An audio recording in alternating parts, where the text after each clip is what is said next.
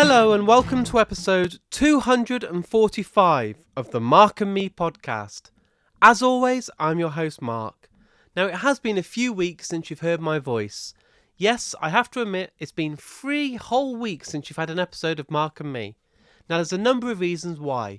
One is that we've just had Christmas, so it's been absolutely manic as always. Number 2 is I've had this really stinking cold that everyone seems to have.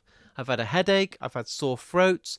I really have felt really under the weather, and I didn't want to record an episode where I'm coughing all the way through and sound croaky, so I feel that right now I'm almost there and now's the right time to come back. But not only that, I never anticipated my last episode to do as well as it did. Veal Velo from the amazing hymn blew up. It's my most downloaded episode of all time, but not only that, it's doubled any other episode that I've done. I've never seen a response like it. I've seen fan sites sharing it on Instagram. I've seen people on Facebook that I've never seen before sharing it.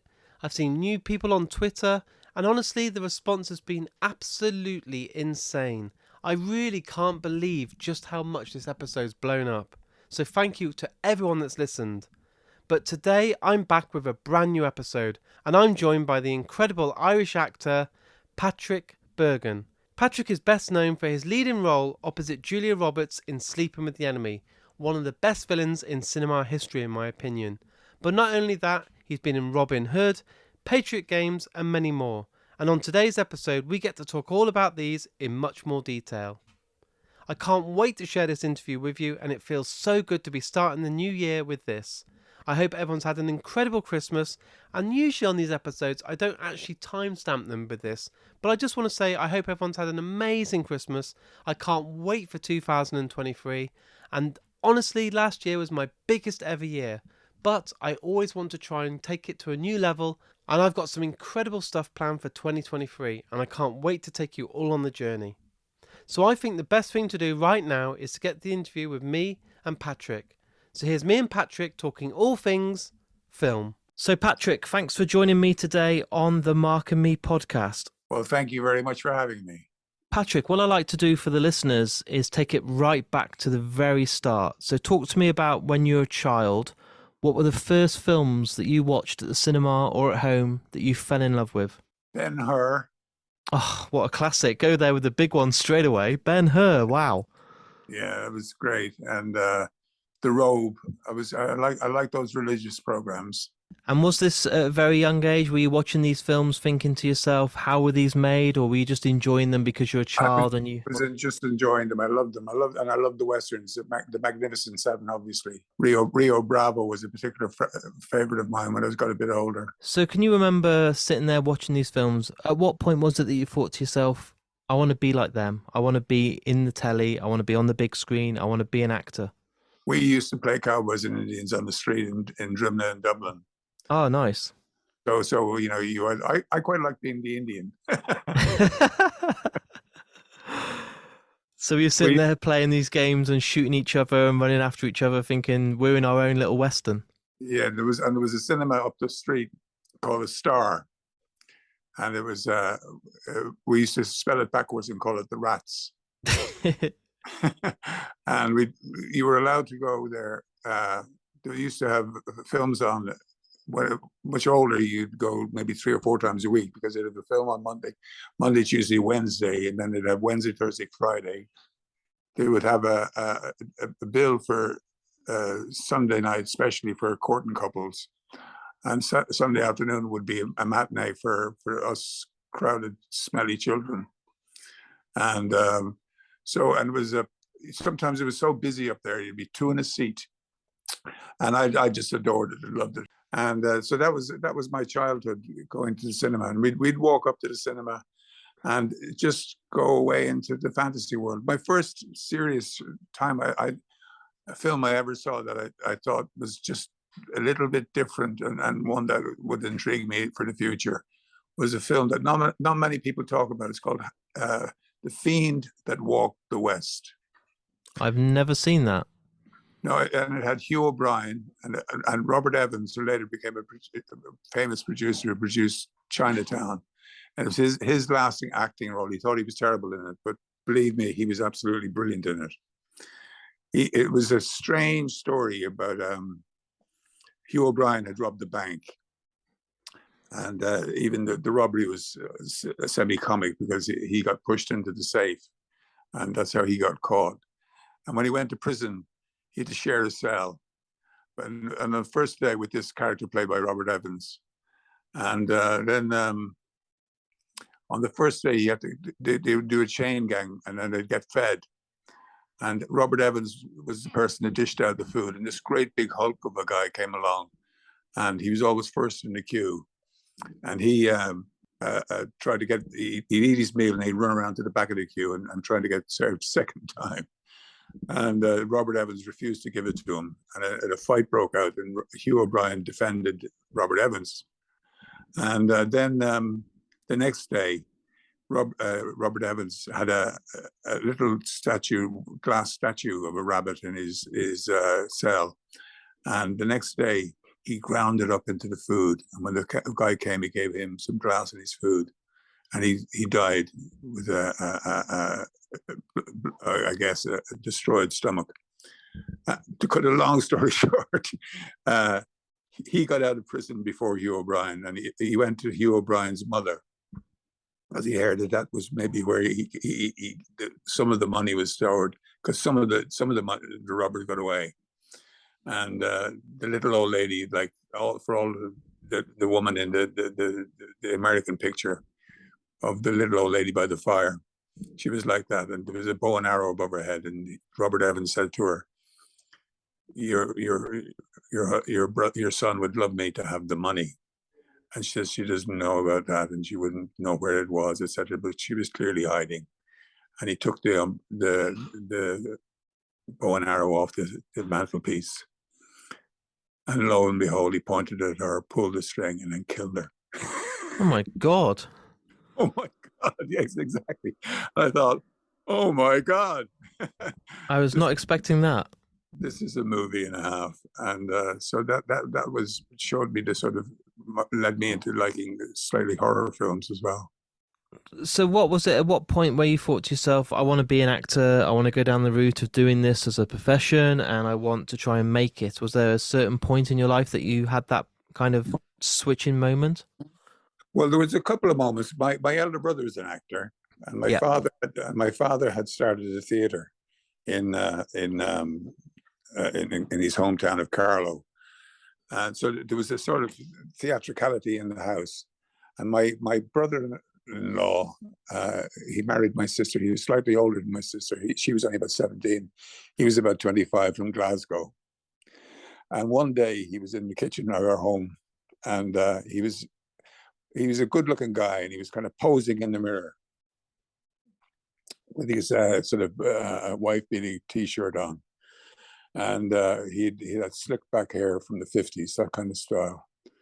And he was posing and he was clenching his jaw. Do you know what I mean by that? Yeah, of course. And making the jaws on the side of his cheeks kind of move. And he turned around to me and said, "What are you looking at?" To me, because I was watching this. And he said, I said, "I'm looking at you." He said, "Can you see what I'm doing?" I said, "Yeah." And we looked at him, he says, "That's what I'm doing." He says, "Can you do that?" I went into the mirror and did it. He says, "You can be an actor." Wow. And that was one of those. That was the turning point, was it? That was the big seed, yeah. So obviously the 90s was absolutely huge for you. And if you look at the span over kind of, it's crazy when I look at the release schedule that you were working at. So you had Mountains of the Moon, Highway to Hell, Robin Hood, Sleeping with the Enemy, and Patriot Games, all over sort of a 24-month period. Yeah. How did you survive? I mean, there wasn't energy drinks then. There wasn't Red Bull. Did you never ever sleep? How did you cope? And there was more, because it was also the time that cable came into being. And because of the strength of those films, I became you were always considered for these movies on the strength of your previous movie. And because Sleeping with the Enemy and Patriot Games, etc., had done fairly well, and Sleeping with the Enemy's case, very well, you go up the list according to the amount of money your films make.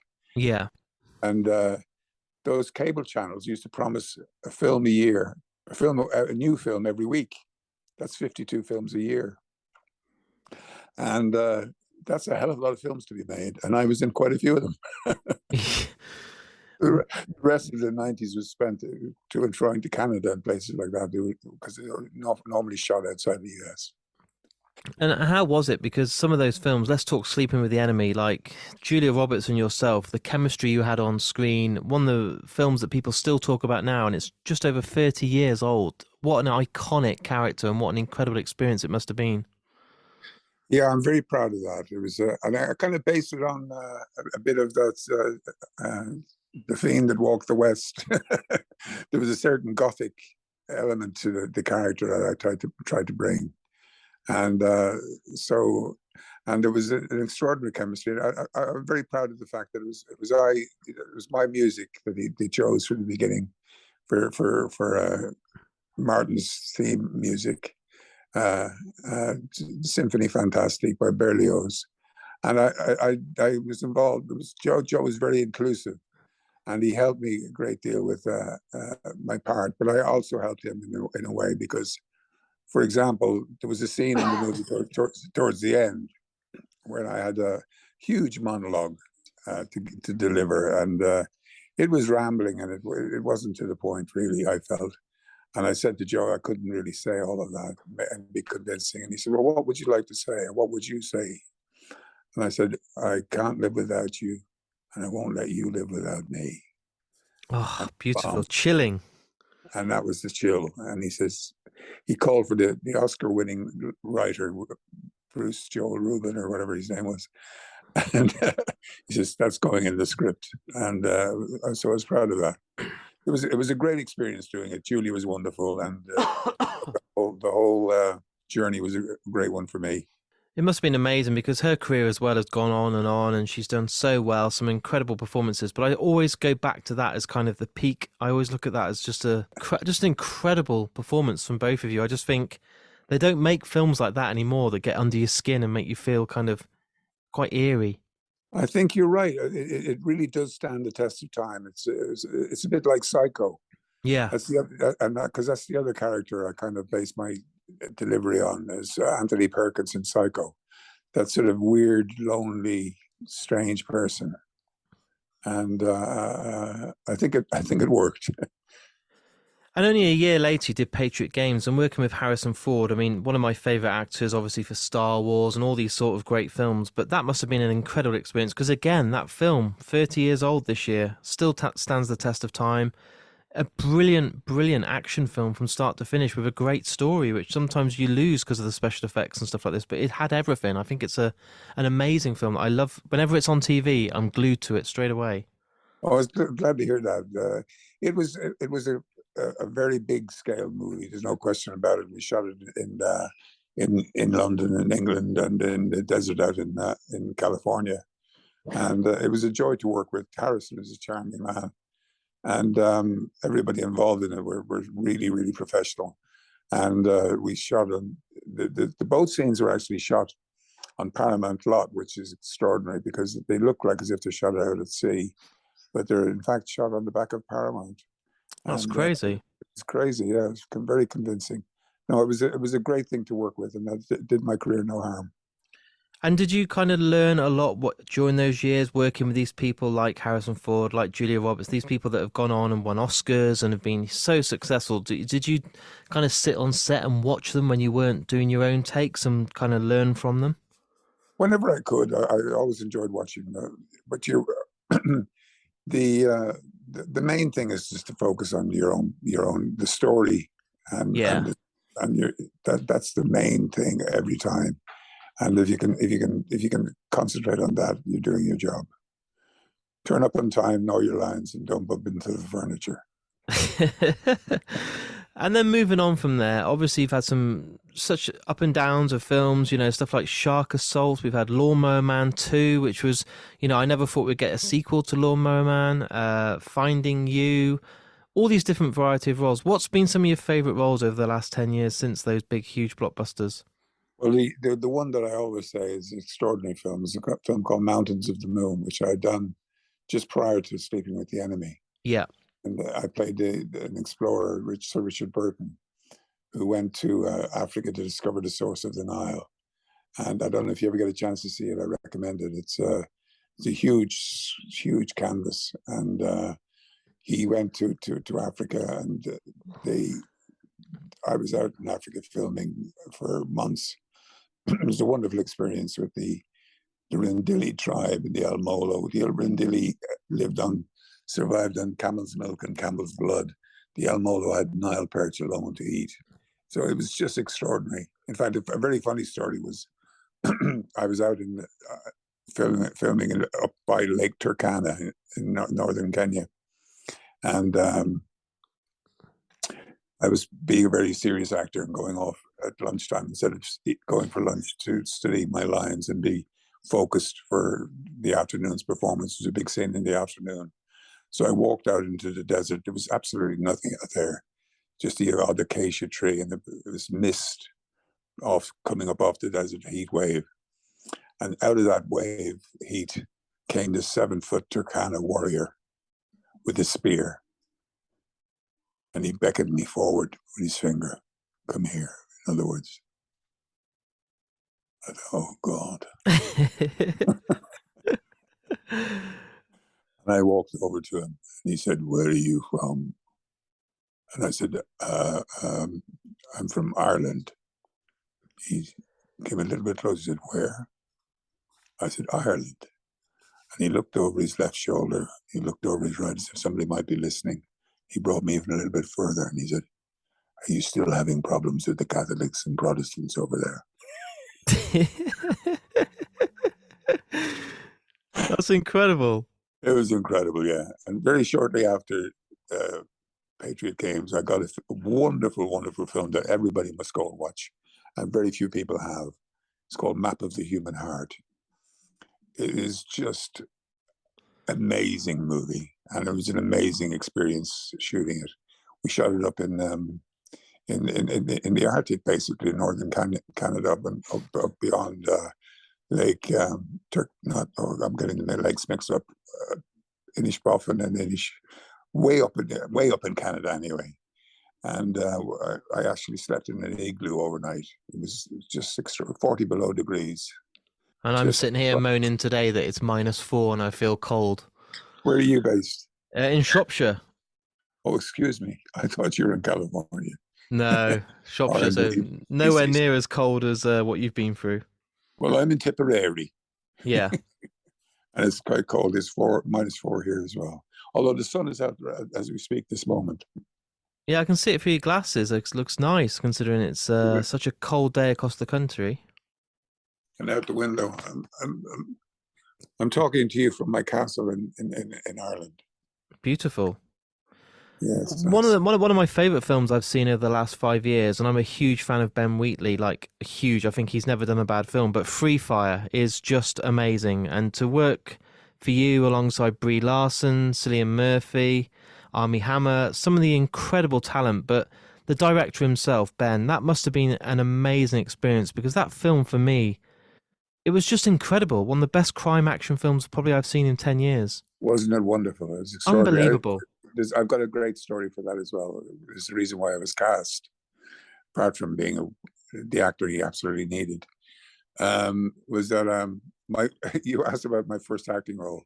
My first acting role in some ways was when I was about 6 years of age. The family moved house from the inner Dublin out to this district called Drimna, out in sticks of Dublin. That's on the outskirts, as it was then anyway. And we happened to move on Halloween.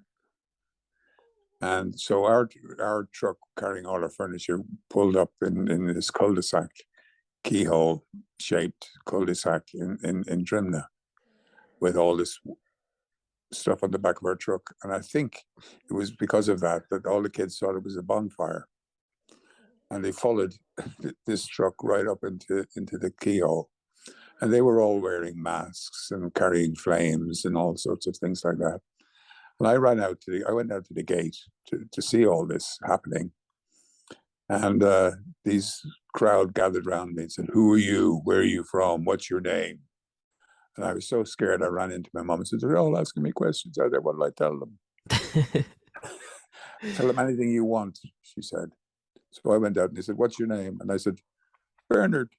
That was the name of my best friend from where I just left. "And what's your second name?" And my mother used to sing a song called "Get Up Out of That, You Impotent Brat, Mr. Maguire, Sit Down." And I said, "Maguire." So I was called Bernard Maguire, and that was shortened to Ben Maguire. And I actually went to school for 5 years under that name, a pseudonym, until my father had to come up and tell the teachers that it wasn't my real name. But cut to 15 years later, and I'm in London, up in Chalk Farm, and I used to do a gig. I play music a lot as well. With a little band, used to play in the Sir Richard Steele in Haverstock Hill there, in Chalk Farm, and who used to come along every night was this lots of people, but including Ben Wheatley as a child. Oh, wow. And he was like, his father and mother used to come all the time, and he'd come along with them. He was like a teenager. He'd have been, I don't know how old he is now, but he'd only been about 10 or 11 or 12 or something. And I was called Ben, and he was called Ben. And when he was casting that movie, he remembered me as known as Ben, and he phoned and asked me would I be in his movie. That's incredible. And the fact is, that cast alone, I mean, Cillian Murphy for me is one of the best British actors out there right now. Can I ask you to pronounce it Cillian? Cillian, of course. I always say Cillian, but Cillian Murphy is by far one of the best actors in the country, I think. I think he's an absolute delight. No, it was a great cast, absolutely, and so cleverly done. All done in a warehouse at the back of Brighton. Mind-blowing, and it's done so well. You'd think it wouldn't work, and the fact, the runtime's an hour and a half, it doesn't matter. It still keeps you on the edge of your seat. I think Brie Larson's amazing, and everything worked about that film. I thought it was amazing. So to see you involved in it must have been an incredible experience. Oh, it was a joy, and he's a great character. All of the people that worked on it were fantastic, and you can't get over it. It was made in a warehouse in the back of Hongbury. It's mad, absolutely crazy. I think they'd one foray down to Shoreham or somewhere to shoot some boat scene or something. That was about it. And obviously, at the moment, you're promoting Nutcracker Massacre, which is what everyone wants this Christmas. Oh, scary movie again. Horror, like you said, your early roots were horror, and obviously you've got to return to horror yet again for your most recent film. Now, right. How did this opportunity come for you? What was it all about? Because it's a crazy film. I've been lucky enough to see a advance copy of it, and yeah, I can't go wrong with, I think, horror and Christmas. For me, that's the perfect combo, and that's why I love these sort of films. Well, I'd been very close to doing a couple of films for Jeff Miller, and so I was on his list as actors to work with gladly, and I hope to do more with him because I think he has a long line of amazing films that he's done, and this was just a joy to get. And it was a good timing. It was just the whole thing about it was. I really do trust in a certain sense of destiny. If things are meant for you, they are. And I used to play in goal, and I used to try and stop everything that was coming my way. And occasionally you'd let one go by, but most of them I was able to stop. And I'm glad I stopped in Nutcracker because it's a great little film. And one of your favourite kind of films to watch over Christmas? Because obviously at the moment people will be listening to this, putting up their Christmas tree, getting all ready. Do you have certain classic films that you like to revisit? For me, I love stuff like Home Alone, Miracle on 34th Street, Gremlins. But are there certain ones that you watch every year? Well, I tend to as I said, I used to watch the religious ones, like they used to be on the telly, the Robe and things like that. And mystery on what's the one? There's Grinch. I quite like Grinch. Oh, Grinch is great, yeah.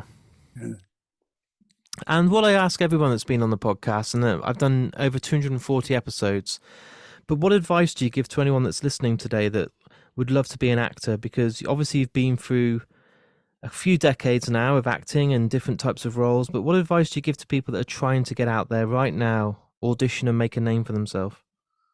Well, I don't mean to be trivial or trite, but I actually do a course which I've taken to various places around the world called Acting by Numbers 0 to 10. And they're just little exercises that one does. And I'll do the first three with you. Is that 0 is the ability to do nothing. I'm not talking about stage acting now, I'm talking about screen acting. And you get a camera and you walk into the room and do nothing for count of 10. 1 is breathe. 2 is you have 2 eyes and 2 ears. You look and you listen. And 3, if you have a line, you speak. And you speak as your breath comes from the third person of the Holy Trinity, the Spirit. I could go on, but they're little acting lessons. And the main thing is, if you get a chance, know your lines, turn up in time, and don't bump into the furniture. And as long as you do that, you should be okay. Yeah, believe in yourself. I think that's the main thing is to be able to, study your lines, get the story, tell the story. That's the absolute, no question, the most important thing. And my final question for you today is what I do on the podcast on every single episode is I ask the guests to pick the final piece of music that's played. So after our interview today is all edited and ready for the world to listen to, there's one final piece of music that's played at the end of the podcast, but you get to choose that today on the spot. So tell me a song that you love. It can be by any band or any piece of music in the world that you would love to be the personal choice of yours to end today's episode. Well, for Christmas, there's a song I did called Switzer's Window. It's by me. It's about the window that we used to go and visit at Christmas for children, where Santa would appear. So if you can manage to get that, and it's on all the podcasts you want. Yeah. It's called Switzer's Window, SWITZERS, Switzer's Window. And I'd like to end on that note with a happy Christmas to everybody. I think that's absolutely perfect. It fits perfectly with the theme. It fits perfectly with the time of the year, and everything today has been a pleasure. So thank you so much for taking the time to come on the podcast. No, it was a delight. Thank you very much. So there it is. There's my interview with me and Patrick Bergin. What an amazing guy. And as you heard on today's interview, we talked all about his latest film, Nutcracker Massacre, which is out now. I urge you all to go and check it out and then let me know what you think. He really, for me, is one of the best villains out there. I talked about it on the intro of the episode, but his villain on the amazing Sleeping with the Enemy is someone that's really chilling. I think it's one of the best villains out there, and if you've never seen this film, go and check it out. But also you've got stuff like Robin Hood, Patriot Games, and so much more, so it's been an absolute honour to have you on the episode. I also want to say a massive thank you for everyone that's tuned in and listened to the episode. I really do appreciate all the retweets, the shares, and all the stuff that you do to promote Mark and me. I don't have a marketing team, I'm a one-man team. I'm really proud of that, but I don't have this massive budget to spend on all these sponsored tweets or Facebook campaigns. It really is down to word of mouth. So if you've enjoyed today's episode, please hit that share button on Twitter, Facebook or Instagram. All the links for my episode are on markandme.com, and if you've really enjoyed today's episode, I do have a Patreon account. This is basically a way of you saying thank you and supporting me each and every month for as little as £1 a month. For that, you get a guaranteed episode every single week. Most weeks it's going to be 2. But starting this year, I'm going to have Patreon exclusive episodes that are interviews that are just for you guys that support me on Patreon. That's my way of saying thank you. They're going to launch very, very soon, and I can't wait to share with you all some amazing interviews that are just for you guys. Also, thanks to my amazing friends at Richer Sounds, I have some amazing prizes each and every month to give away, and that's just for saying thank you.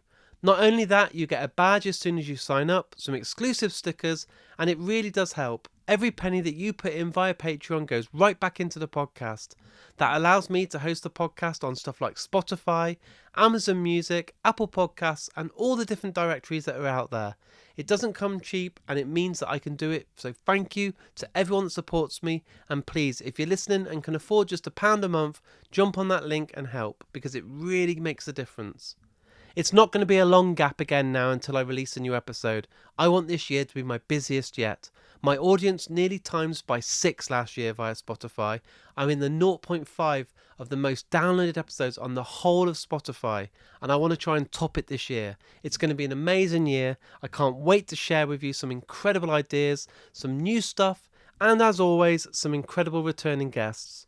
So until next time, look after yourself, take care, and I'll speak to you all very soon.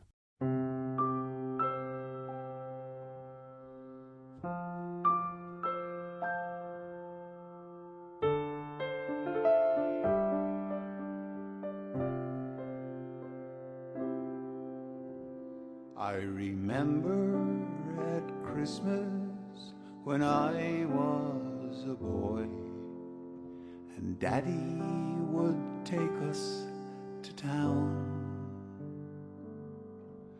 Down Grafton Street we'd go jumping for joy, Christmas bells ringing and snow on the ground. And we'd stand in the snow and we'd stand in the rain, our faces pressed close to the cold window pane. But oh, it was magic so long ago. Christmas in Dublin at Switzer's window. There were elves, there were teddy bears, a snowman so white, a Santa who went ho, ho, ho.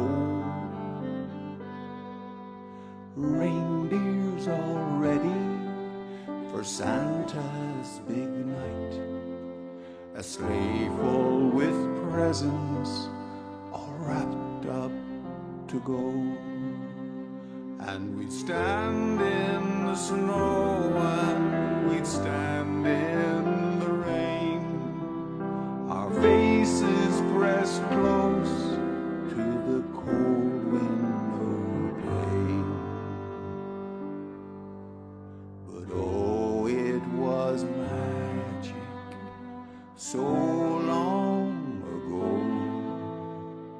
Christmas in Dublin at Switzer's window.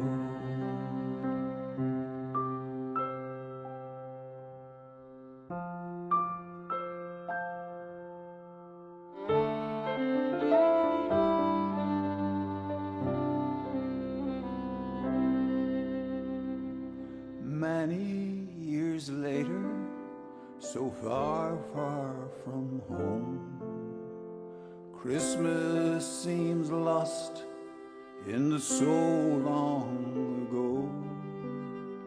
I think of the people, the times I have known, days of my childhood and Switzer's window. And I stand in the snow and I stand in the rain, my face pressed so close to a cold window pane. And oh, it was magic so long ago. Christmas in Dublin at Switzer's window. And we'd stand in the snow and we'd stand in the rain, our faces pressed close to the cold window pane. But oh, it was magic so long ago. Christmas in Dublin at Switzer's window. We stand in the snow and we stand in the rain. Our faces rest close to the cold window pane. But oh, it was magic so long ago. Christmas in Dublin at Switzer's window. And oh, it was magic so long ago. Christmas in Dublin at Switzer's